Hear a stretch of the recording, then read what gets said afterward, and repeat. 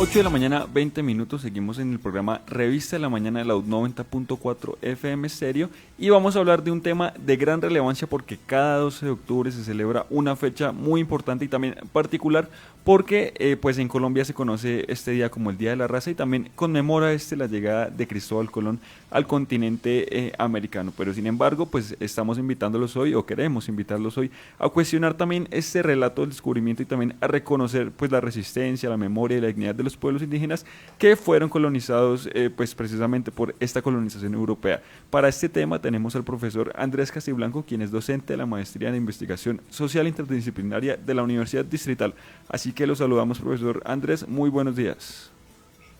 Muy buenos días, Samuel. Buenos días para todas y para todos los oyentes de la U Estéreo. Para mí es un gusto compartir con ustedes la mañana de hoy.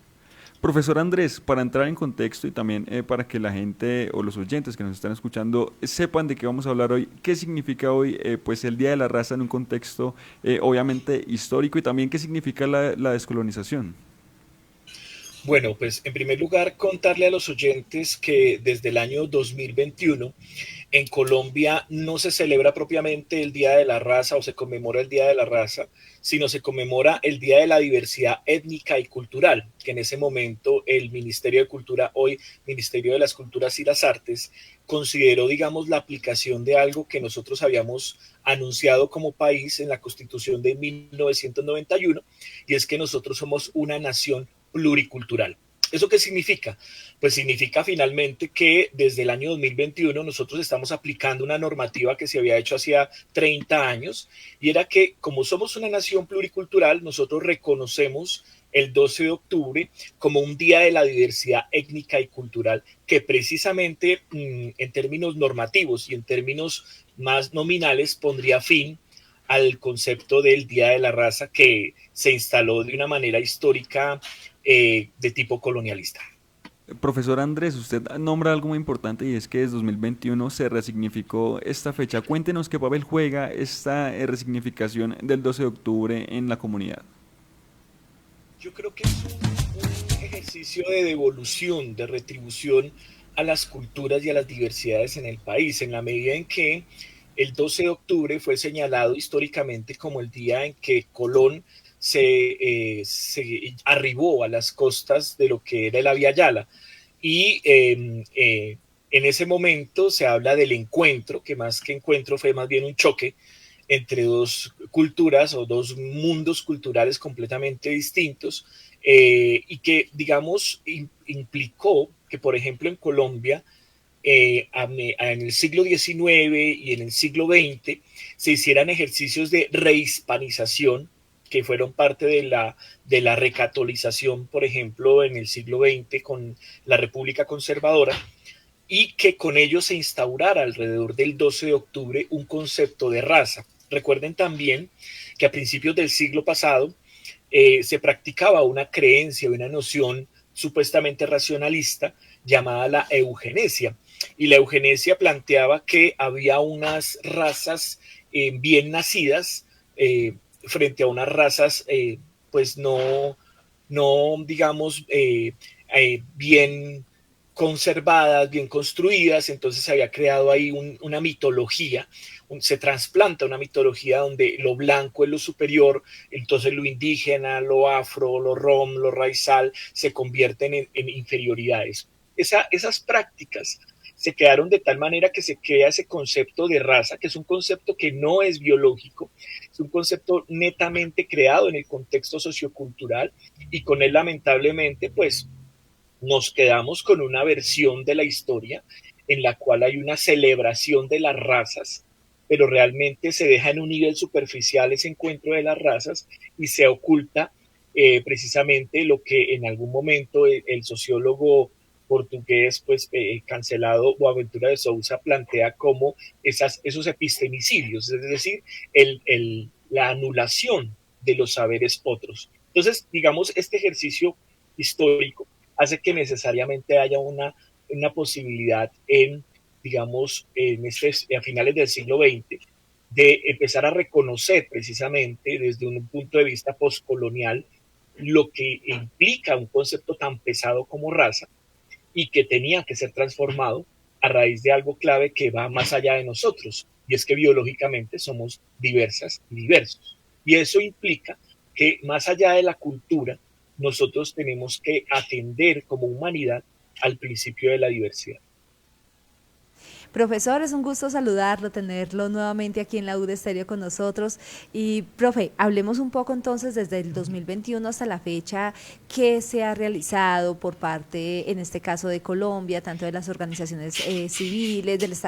también organizaciones que hagan parte del Estado y demás, para hacer esa reparación precisamente de esos pueblos, de esas comunidades que fueron opacadas por tantos años, prácticamente por tantos siglos.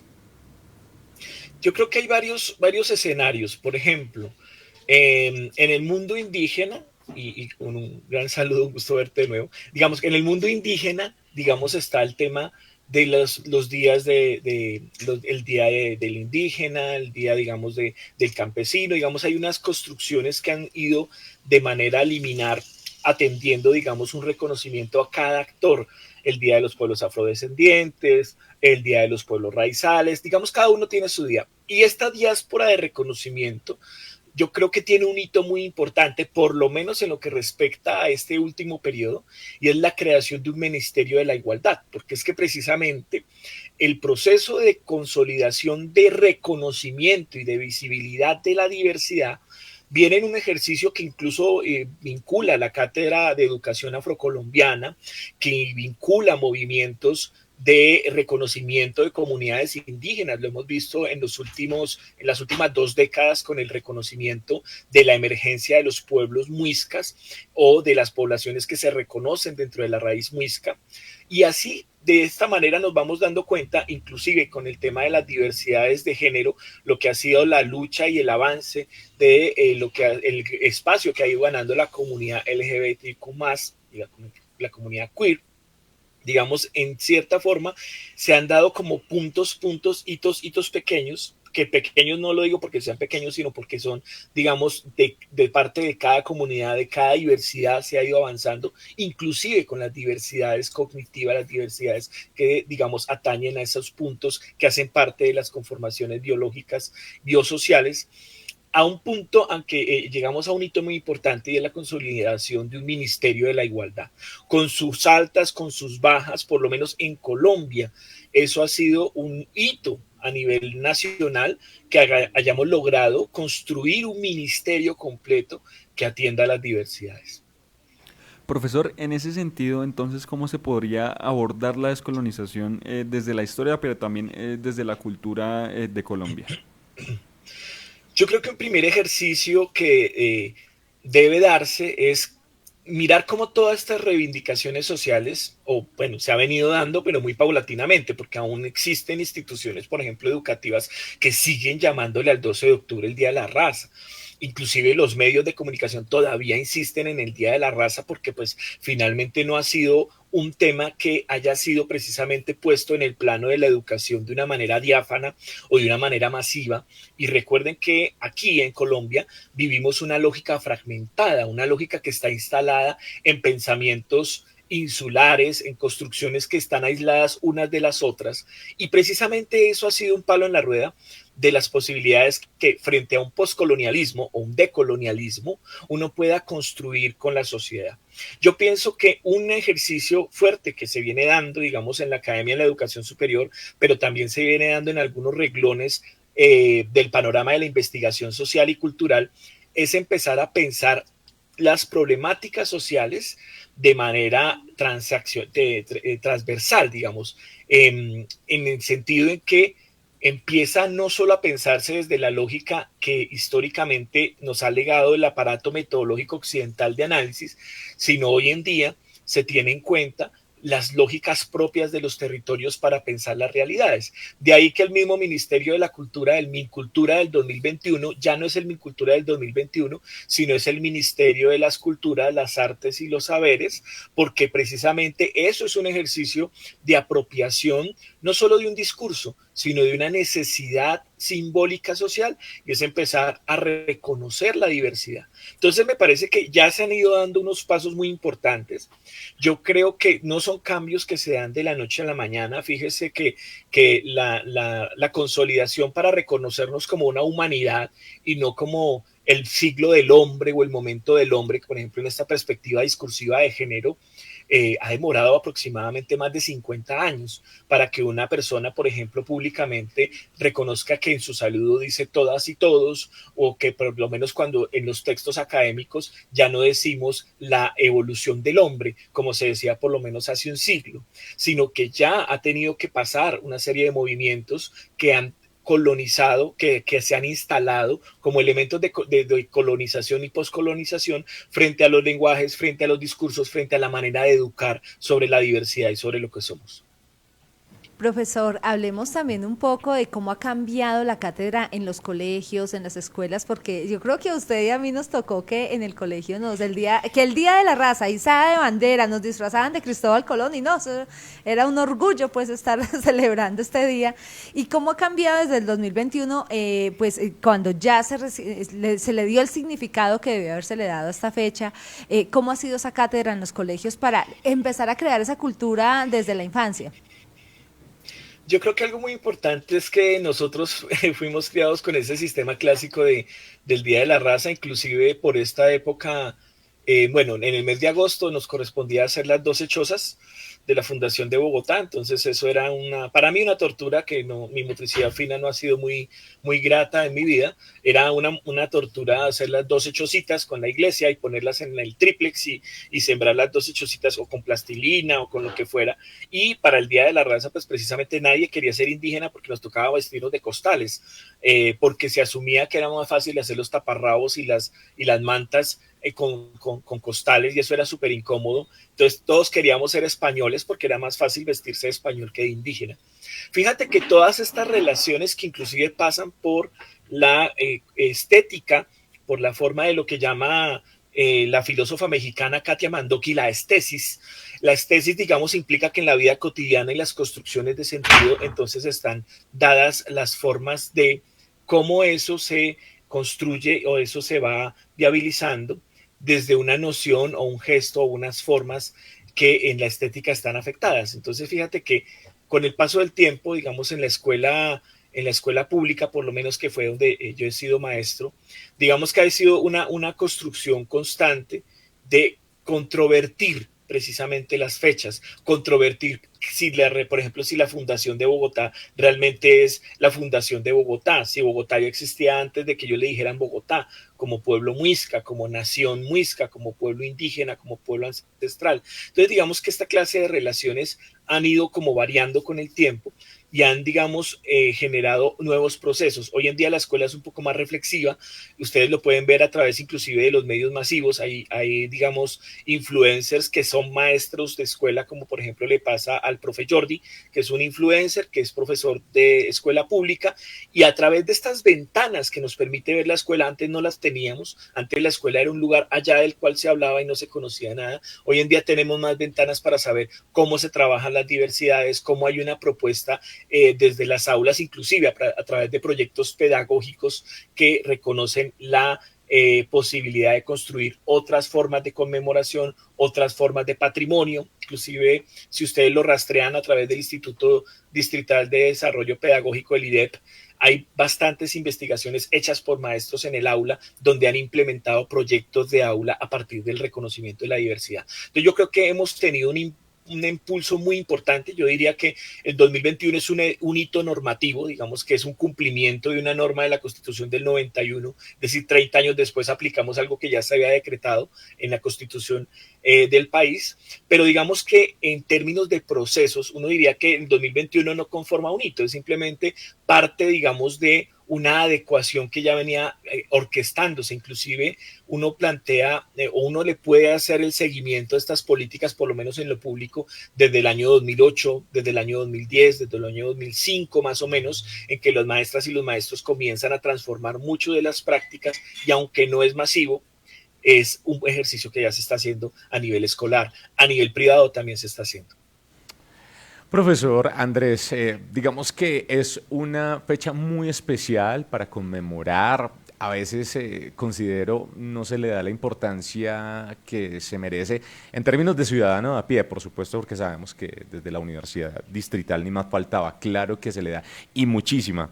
Pero, ¿cómo cambiar ese chip, entendiendo ese nuevo concepto que se está manejando de esta fecha que apunta más hacia la diversidad? ¿Cómo nosotros como ciudadanos de a pie nos podemos sensibilizar, culturizar específicamente sobre este día?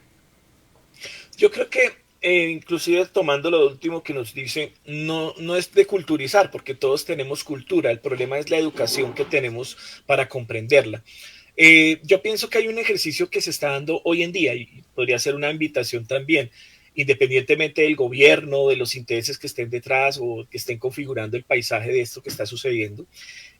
Hay una relación que se está estableciendo, por ejemplo, en la BOC 25. Hay un monumento que es el monumento del monolito que está construido, por ejemplo, en la plazoleta del Rosario. Es un monumento completamente colonial. No sé si han tenido la oportunidad de verlo, que es el peso de los besos sobre esa roca monolítica que configura un monumento. Digamos que a nosotros nos quedan muchas posibilidades como ciudadanos de acceder a estas nuevas, digamos, construcciones culturales y, digamos, sociales de la comprensión del pasado. Yo creo que nos corresponde también un cierto deber, porque tenemos en la ciudadanía como una lógica de derechos. Tenemos derecho a conocer, tenemos derecho a que hayan cátedras y hay muchas cosas, pero también está el gran problema de cómo la ciudadanía se involucra con ellas, cómo la ciudadanía está, digamos, entrando en contacto. Yo creo que con una mirada optimista más que pesimista, que hoy en día podemos encontrarnos con una educación patrimonial, con una educación memorial que está jugando en muchas bandas. Fíjense que si ustedes analizan en las redes sociales, junto a nuestras universidades que ya se las están jugando en las redes sociales a subir contenido, de hecho la UD es una de ellas, una emisora, una radio universitaria que sube contenido cultural. Eso es una buena manera de informar al ciudadano de a pie. Lo hace también el Instituto Colombiano de Antropología, lo hace el Museo del Oro. Fíjense cómo ahora las instituciones que se encargan de salvaguardar, de contar el pasado, de mirar esas nuevas versiones del pasado, ahora están llegando a las redes sociales, que es un medio ciudadano por el cual el ciudadano de a pie puede enterarse, puede informarse, puede llegar a acercarse a esas transformaciones. Y yo creo que es muy importante para nosotros, digamos, en el plano de los medios de comunicación, tanto privados como públicos, tanto las radios universitarias como las emisoras, ir acercando al ciudadano de a pie con esas realidades. Fíjate que muchas veces hay gente que no está enterada de la BOC 25 porque pues no accede a las redes sociales tan fácil. Entonces ahí hay un compromiso que no solamente depende de la academia como tal, sino de los medios de comunicación, de la comunicación en general que tienen tanto las instituciones públicas como los sectores comunicativos para acercarnos a una educación cultural sobre diversidades, porque finalmente, insisto, todos tenemos todas y todos tenemos cultura. El tema es cómo nos educamos para la comprensión de esa diversidad cultural. Yo creo que todavía seguimos el ciudadano de común sigue todavía muy metido en esas lógicas monolíticas. Usted todavía encuentra, por ejemplo, en emisoras comerciales, apuntes completamente machistas o xenofóbicos o misógenos, y uno dice, pero bueno, en las emisoras universitarias, las radios universitarias, la academia, las instituciones están hablando de otra cosa, inclusive la escuela trata de hablar de otra cosa, pero lo que te encuentras en la calle es que muchos de los medios de comunicación comercial que tendrían la responsabilidad mínima de empezar a trabajar de la mano de lo que es transformar institucionalmente la educación de un país, no lo hacen porque consideran que la institucionalidad de la educación solo está en la escuela y solo está en la universidad. Pero el ciudadano de a pie debe comprender que más allá de la escuela, más allá de la universidad, las comunidades se educan. Lo que primero nos educa es la sociedad. Como tal, la sociedad nos va educando. Entonces hay un cortocircuito eterno, porque de nada sirve que la escuela te enseñe que el día de la diversidad étnica y cultural existe, cuando tú te encuentras en la emisora de radio comercial diciendo, hoy es el día de la raza. Entonces hasta ahí llegó todo. Si el radio me dice eso, el profe Andrés es un mentiroso. Allá en la escuela o allá en la universidad es puro cuento, porque el radio llega masivamente. Yo no. Entonces, ahí hay una cuestión muy importante de cómo el ciudadano de a pie puede acercarse a la educación patrimonial, a la educación cultural, a la educación sobre la diversidad, y que yo creo que eso es un derrotero que no sé si haya contemplado el Ministerio de la Igualdad, pero se necesita muy urgentemente una política de comunicación para la diversidad,